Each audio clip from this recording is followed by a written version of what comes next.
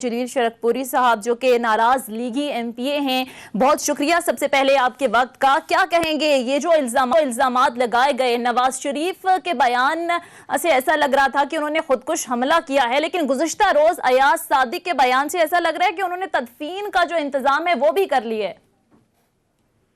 جی، یہ بڑے افسوس کی بات ہے کہ عمران خان دشمنی میں اور نواز شریف کی غلامی میں یہ ایاز صادق صاحب اس حد تک گر چکے ہیں کہ اسمبلی کے فلور پہ ایسا جھوٹ بول سکتے ہیں جس سے عمران خان کو نیچا دکھانے کے لیے انہیں سمجھ نہیں آ رہی کہ وہ ملک کا بیڑا غرق کر رہے ہیں اور ملک کو نیچا دکھا رہے ہیں.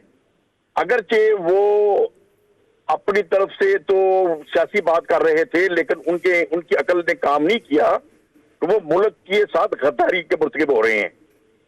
اور میں یہ بالکل سمجھتا ہوں کہ اگر عمران خان ایسے بیانات کے اوپر خاموشی اختیار کرے گا تو پھر عمران خان کی بہت بڑی یہ غلطی ہوگی. ایاز صادق نے جو یہ بیان دیا ہے سخت پاکستان دشمنی کے مترادف ہے، بیوقوفی کے اوپر مبنی ہے، حب الوطنی کے سراسر خلاف ہے، جس سے انڈیا خوش ہو رہا ہے. اور نواز شریف نے ابھی تک اس کے اوپر نوٹس نہیں لیا، جس سے یہ ثابت ہوتا ہے کہ نواز شریف صاحب جسمانی بیماری کے ساتھ ساتھ ذہنی بیماری کے اندر مبتلا ہو چکے ہیں.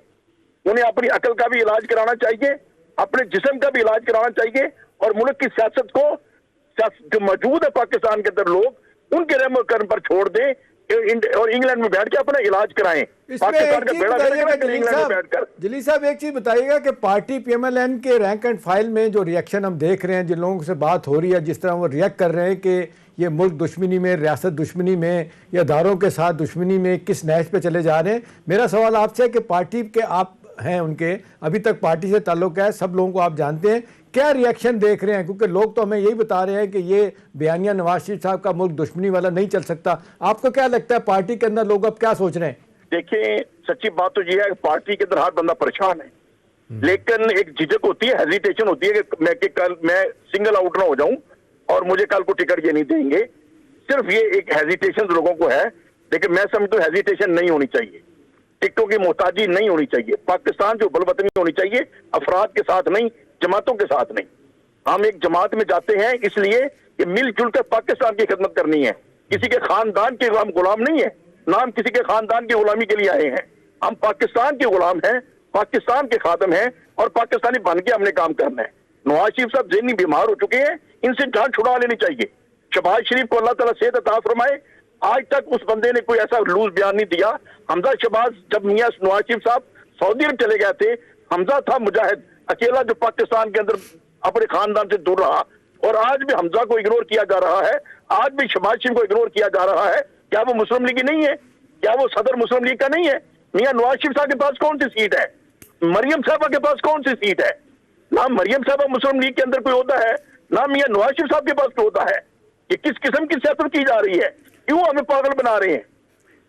ٹھیک ہے جلیل شرکپوری صاحب، آپ کی سوچ والے کیا پارٹی کے اندر دیگر لوگ بھی موجود ہیں جو سامنے آنے کے لیے، جس طرح سے آپ کہہ رہے ہیں کہ ابھی آ نہیں رہے، آنے والے وقت میں جس طرح سے بیانیہ آگے زور پکڑ رہا ہے نون لیگ کا، تو آ سکتے ہیں اس طرح سے لوگ؟ محترمہ، یہ میں بات حلفاً کہہ سکتا ہوں 99% لوگ اس سوچ کے جو میں عرض کر رہا ہوں. لیکن افسوس صرف یہ ہے کہ لوگوں کے اندر کرج نہیں ہے، جرت نہیں ہے. اپنے انڈیویجول بینیفٹس اور اس کے اوپر ایک جھجک ہوتی ہے. لیکن ہم عوام میں رہتے ہیں، لوگوں میں رہتے ہیں، کوئی ایک بندہ ایسا نہیں جو میاں نواز شریف صاحب کی اس بات کو پسند کرے، جو مریم صاحبہ کی ان باتوں کو پسند کرے. ٹھیک ہے. بریگیڈیئر ریٹائرڈ حارث نواز صاحب سینئر تجزیہ کار بھی ہمیں جوائن کر چکے ہیں. السلام علیکم سر. سب سے پہلے تو بہت شکریہ آپ کے وقت کا. حارث نواز صاحب، یہ کیا ہو رہا ہے پاکستانی سیاست میں؟ کبھی ہم دیکھ رہے ہیں کہ بلوچستان کو الگ صوبہ بنانے کا نعرہ لگتا ہے، کبھی لندن میں بیٹھ کر سٹنگ آرمی چیف DGI کو تنقید کا نشانہ بنایا جا رہا ہے. گزشتہ روز ایاز صادق کے بیان پر جس طریقے سے ریئیکشن آیا، بھارت کے اندر جس طریقے سے بات ہوئی اس بیان کو لے کر، کتنا ضروری تھا اس پر پاک فوج کا ریئیکشن آنا، وضاحت دینا؟ دیکھیں سونیا، یہ ایک بہت ہی گھنونی سازش ہے پاکستان کے خلاف، اور جو دشمن کا بیانیہ ہے کہ پاکستان کی فوج اور عوام میں جو اعتماد ہے اس کو دور کرو، فوج کو کمزور کرنے، اور خدا نہ خواستہ پاکستان کی چھوٹے ایگزیکٹلی وہ بیانیہ اس وقت اپوزیشن ہے. I don't say sub opposition leaders کا، کچھ مے بی انڈورٹنٹلی اور وہ جان کے کر رہے ہیں. لیکن ایاز صادق صاحب کا بیان یہ اسپیکر نیشنل اسمبلی، ان کو کوئی یہ نہیں کہہ سکتا کہ انہوں نے غلطی سے کیا، یہ جان بوجھ کے بیان. اور یہ جس طریقے سے اپوزیشن نواز شریف کے، مریم نواز کے، مولانا فضل الرحمان کے، محمود اچکزئی کا اور وہ اویس شاہ نورانی کے بیان ہیں، یہ ملک دشمنی ہے اور یہ کسی حالت میں برداشت نہیں کرنی چاہیے. اور اسی وجہ سے DGISPR نے آ کے اپنی قوم کو اعتماد میں لیا ہے، کیونکہ یہ اعتماد قوم نے فوج کو دیا ہوا ہے کہ فوج ایک پروفیشنل ادارہ ہے، فوج ایک لڑاکا فوج ہے پاکستان کی. اور اس نے 27 فروری کو دشمن کو دکھا دیا. کیسے کہتے ہیں یہ اس فوج کی بات جو فوج لڑاکا ہو، 27-30 سال سے لڑ رہی ہے، دہشت گردی ختم کر دی ہے، اتنی قربانیاں دی ہیں، اور انڈیا کی فوج بزدل فوج، انٹرینڈ، ان پروفیشنل، وہ فوج سے پاکستان کی مسلح فوج ڈریں گی؟ بالکل آئی صحیح تھنک کہہ دے آر ناٹ. یاد رکھیے، جس دن انڈیا کو یہ پتا چلا کہ پاکستان فوج کمزور ہے، انڈیا ایک دن ویٹ نہیں کرے گا اٹیک کرنے کے لیے.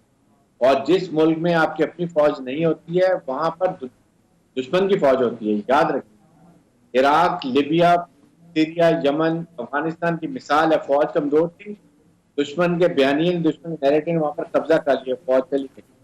پاکستان کی فوج نے یہ نیریٹو کے لیے ڈیفیٹ ہے، یہ پرابلم ہے. ٹھیک ہے حارث نواز صاحب، آج جس طرح سے DGISPR نے بڑے واضح انداز میں کہا کہ موجودہ بیان بازی پر فوج میں ہر سطح پر غصہ پایا جا رہا ہے، یہ سلسلہ جس میں ہم دیکھ رہے ہیں کہ براہ راست بیان بازی کی جا رہی ہے، اس پر آپ کیا سمجھتے ہیں اب ہونا کیا چاہیے؟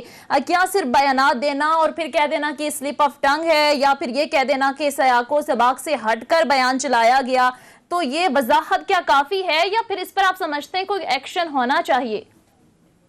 دیکھیں، ایک تو یہ بات کہ فوج کے عوام کو ایڈریس کیا جائے، فوج کو، کہ جو جوانوں کو اور اس کو آپ کمانڈ کے خلاف کیا جائے، یہ بہت بڑی گھرونی سازی.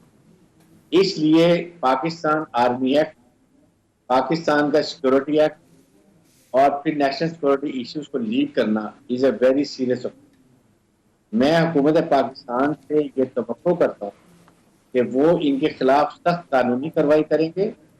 And that punishment should act as a deterrent for other opposition leaders جو کہ حرزہ سرائی کر رہے ہیں Pakistan. This is very important اور فوج بھی اس کو ویلکم کرے. صحیح، ٹھیک ہے. احتشام صاحب میں آپ کی طرف آؤں گی. یہ جو تمام تر معاملہ ہوا جس پہ پاک فوج کا سخت ری ایکشن آنا، جس طرح سے کہا کہ ہر سطح پر غم و غصہ پایا جا رہا ہے، اور اس کے بعد یہ صورتحال آپ کیا سمجھتے ہیں کہ اس پر ایکشن ہونا چاہیے یا صرف وضاحتیں کافی ہیں، یہ کہہ دینا کہ سلیپ آف ٹنگ ہے؟ نہیں، آپ بالکل الٹ بات کر رہی ہیں. یہ تو ایاز صادق صاحب نے وہ کارنامہ انجام دیا ہے کہ ان کو تو دنیا کا سب سے بڑا تمغہ ملنا چاہیے. اچھا. ایاز صادق صاحب نے جو کہتے ہیں کہ قوموں کی زندگی میں جو جنگ جیتی جاتی ہے میدان جنگ میں، اس کو کیسے ہارا جاتا ہے، یہ ایاز صادق صاحب سے پوچھیں گے لوگ. اور میرا خیال ہے آئندہ آنے والی نسلوں کو ٹیکسٹ بک پہ بچوں کو یہ پڑھایا جائے گا کہ دیکھیں آپ اپنی کامیابی کو کیسے انڈو کرتے ہیں. دیکھیں 26 اور 27 فروری کو جو ہوا، جو پاکستان کو سفارتی، سیاسی اور دفاعی محاذ پہ جو کامیابی ہوئی، ساری دنیا نے اس کو سمجھا، اپریشیٹ کیا. مجھے اچھی طرح یاد ہے ابھی نندن جب وہاں سے یہاں گیا تھا، اس کے بعد ان کے سارے تھنک ٹینک، ان میں فارمر جرنیل، ان کا میڈیا